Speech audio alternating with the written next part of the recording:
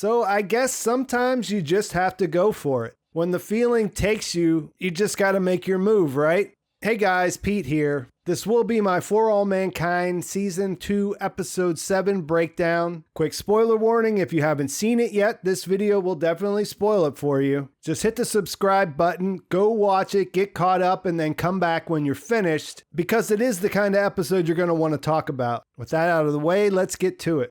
So there's a lot going on in this episode, and I did mention in my last video that there was something up, that I thought they were foreshadowing something with Thomas Paine. And we do start off with him and Ellen having drinks, getting ready to fly to Seoul.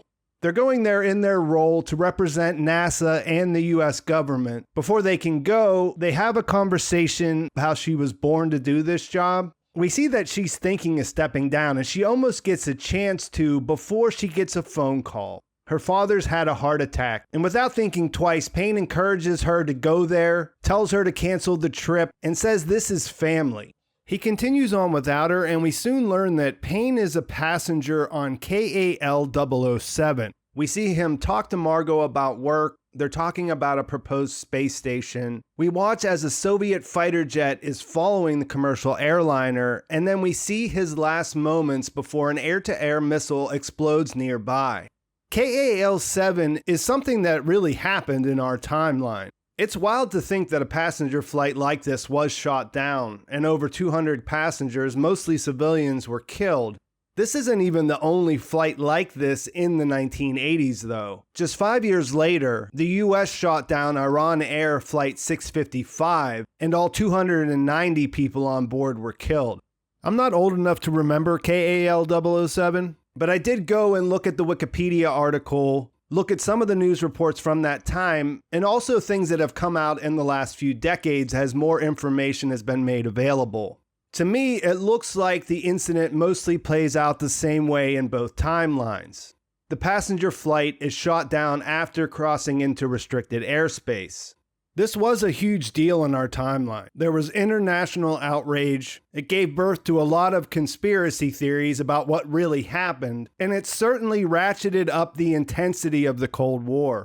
In the show's timeline, the ripple effect means there are immediate consequences related to our story as the space race is ongoing, with the tensions building on the moon and in Panama at the same time. Of course, we lose Thomas Paine, who both Margo and Ellen have become closer to over this season. And because the Apollo-Soyuz is happening at this time instead of when it originally did in our timeline, that means that there are Soviet engineers in the US, and we have the Apollo crew visiting Star City. One thing that's weird about the show's timeline is that weird introduction scene where Dani first arrived in the Soviet Union. A lot of people pointed out after the episode that you wouldn't expect the Soviet Union to act that way. It would make a lot more sense for them to be competing with the US and had a situation where they tried to outdo the welcome that was given for their people who were visiting. Everything else happens in chronological order, so I'm not sure why that one feels so out of place. But it is possible that the intention was that KAL 007 already happened when Dani arrives. Either way, we find out that Ellen's dad is okay. He's laid up after his heart attack. They have a conversation where she tells him she's thinking of leaving NASA, but then again, she gets another call, this time from the White House, telling her to look at the TV, and we all get filled in on the reactions to the KAL news. Some of what we see here is actually taken from the news in our timeline. Later at JSC, we see the characters at NASA trying to figure out what happened, and through Bradford, we find out that they're paranoid because there are spy planes flying over all the time. We also learn that Ellen will be acting as Paine's replacement as the director of NASA. So Dani is in Star City. She's locked in her room. Both sides are cutting off all communication. So Margo has the idea that she's going to go to see Sergei to see if he can't get through so they can at least talk to the astronauts and make sure they're all right. She has an impressive back and forth with the soldier who's watching Sergei's office. And after a memorable exchange, she makes it inside to talk to him. They talk about Paine being a good man, and we see that this is a tough situation all the way around. In the end, they agree to help each other, and we can see that they still have that connection that was building up over the last couple episodes. At home, we see Ellen on the phones. She's doing her job. We see Pam show up. There's a moment when she stops and she sees how good Ellen is at her job. It's obvious that she feels like this is a problem for their relationship, but at the same time, she's not sure if she should ask her to give that up. Later, when they're in her room and Ellen's still on the phone, it looks obvious that Pam is thinking about what's going on with things. She's supportive and it's clear she wants to be with her, but then we see as she's comforting her, the president himself calls on the phone. He gives condolences for Tom, tells her he's going to need her going forward, and says that they have to show strength in the shadow of catastrophe or all is lost. So we see that Ellen is being pulled in different directions. Bradford comes to see Margo in her office. He has spy images that show that the Soviets have moved their Buran shuttle onto the launch pad. Margo didn't realize that they were this close to launch. And this is all in the alternate timeline territory here. The photos are from Sakhalin Island, and we see that this makes her wonder about KAL-7. He confirms that they were taken by an SR-71 Blackbird, though, not the commercial airliner. Although she says, "You're telling me that KLA was flying over the same island Buran is launching from, and these two things aren't connected." And to that, he just says, "That's not why I'm here." The real reason he's there is because he wants to know if the shuttle can be armed. When she looks at the plans, she realizes they're exactly the same. So, of course, it could be armed just like the US's version could be. She realizes that they have the same design from 2 years ago, which means they don't know about the O-ring problem that brought the Challenger down in our timeline. In the show's timeline, they caught that flaw, they corrected it, and therefore the disaster never happened. And when she realizes that they have the same problem, she wants to inform them, but Bradford is totally against it. I thought this was a pretty good play in that telling them that they know that they have the same problem would compromise people that they're using for their intelligence gathering. So he's kind of worried about losing that intelligence advantage while she's worried about the people who could die as a result. And you can see where both of them are coming from in having opposing views here.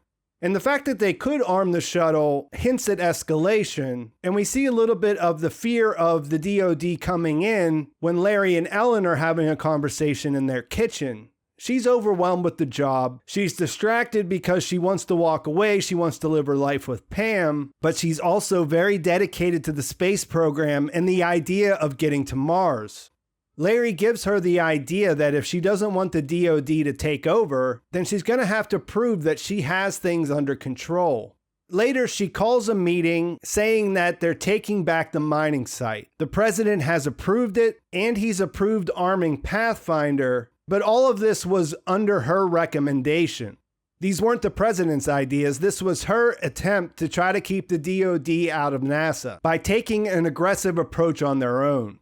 One of my favorite parts of the episode was when Danielle gets a visit in her room at Star City. The man who comes to meet with her never actually says what his name is. He just introduces himself as an engineer. Based on what he says, though, it's pretty obvious that this is supposed to be Sergei Korolev.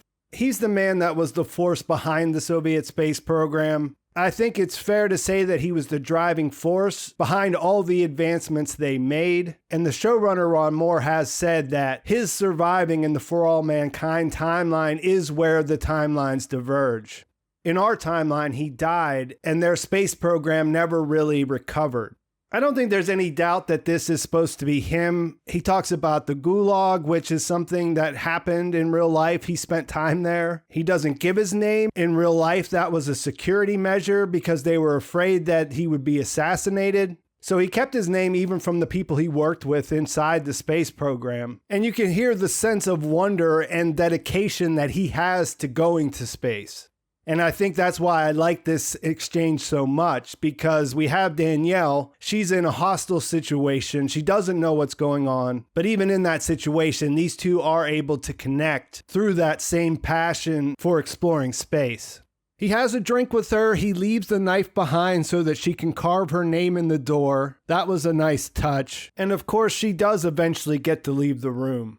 At the same time, Sergei is being recalled to the Soviet Union, and Margo goes to see him and tell him goodbye. In their conversation, she covertly tells him about the defective O-ring problem they had, which he picks up on immediately. And I mean, that's good, but it kind of worries me a little bit at the same time. I guess one thing that might work in her favor was that Bradford told her, hey, they might figure it out themselves. So I just hope she doesn't get exposed.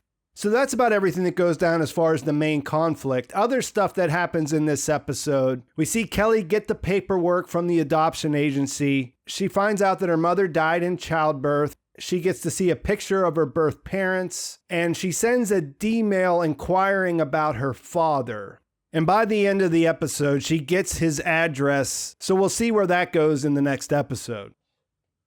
Also, we see Tracy's husband, Sam, come into the outpost. In conversation with Karen, he offers to buy it, which she refuses at first, only to later decide to negotiate. They do a little back and forth, and she decides to sell the bar. Which, okay, I guess. I mean, she made some money, good for her. I doubt it's going to be the place where everyone continues to go if he's the owner, but who knows. We do go back there later in the episode, though, and we see Karen looking around, kind of saying goodbye, kind of thinking about things now that she sold it. We hear that Dani is going to be leaving in a week. Summer vacation's over. And then, well, they go there. A lot of people had been worrying about this. I mean, they were definitely hinting that it was going to happen, especially with the name of the episode and the episode description. And you got to give it to him. He makes a move, right? He turns on the jukebox. The setup's complete. He already told her he remembered seeing her dancing alone in her living room. She starts dancing. He makes a move. He gives her a kiss. And after some hesitation, she does kiss him back. But then she freaks out and leaves, and she goes home to wake up Ed, and she makes love to him. And I don't really know what to say about that, other than it seems like she was into it. But then she caught herself and decided it wasn't something that she wanted to do. This is super weird. I mean, she used to babysit him. It's Shane's best friend. It just feels like if they were going to have her have an affair this season, why not do it with anybody else? I'm not sure what the idea behind the long-term plan they're thinking about is here. I mean, based on their history, it just feels a little uncomfortable, but I guess we'll see what they're going for. We also had a little bit of Aleida and Margo together. Margo walks up as she's cursing out the vending machine and tells her to try some negative pressure, calling back to that scene in the early episodes. They go into her office and have a drink, and they start talking about Bill, her boss. Margo says that he's tough to get along with, but he's very committed to his job. Then she tells her this really embarrassing story about Bill peeing his pants after being at his console for over 23 hours. She also mentions the nickname Peanut, and this all sounds like a bad idea. On the one hand, she's telling her, you have to learn to get along with him. He's not the last difficult person you're going to have to deal with in your profession. On the other hand, we know that Aleida has a history of getting fired from everywhere she works, and it sounds like it's always been related to her not getting along with her superiors. To me, this conversation and her knowing that about Bill is going to come back up later. We don't spend a lot of time on the moon, but what happens there is all pretty eventful. Because the timeline to take the mining site back has been moved up, the Marines ask Tracy to fly the LSAM for the mission. She agrees, and we see this at the end of the episode. They take off. She does a great job of piloting. The Marines start humming the Ride of the Valkyries, so I guess Apocalypse Now exists in this timeline. And it's a pretty intense sequence. When they come around the last turn, they see things are different than what they're expecting, so Tracy does some good piloting, is able to get them on the ground safely, and when the two cosmonauts that are there see that they have guns, they just take off. So at least at this point, things went smoothly. They're able to take back the site. They replaced the flag. And while I don't think this will be the end of it, that is where this episode ends. So a strong episode.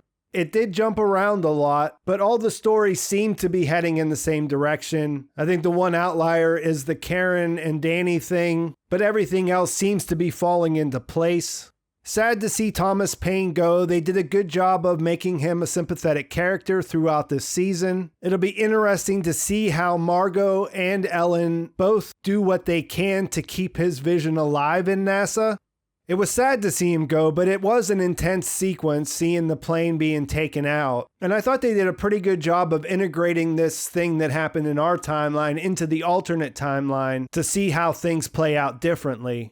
I already said I really liked the Korolev conversation with Dani and the whole thing with the knife and her name on the door. A pioneer recognizing a pioneer, and it's exciting to see that the Soviets have a shuttle nearly ready to go. Margo tipping off Sergei should mean that they'll probably have that ready to go before the end of the season. I was a little surprised to see Ellen pushing to arm Pathfinder and take back the mining site while it was still daylight, but I suppose you can see where she's coming from, what she's thinking. There's a lot of potential for things to get hot in the next couple of episodes, so I'm interested to see where things go. Let me know in the comments what you think, what you thought of the episode, what you're hoping to see before the end of the season, and of course all your theories about where you think things are heading. Please like this video if you enjoyed it. Please subscribe to my channel if you haven't already. Thanks for watching. I'll talk to you soon.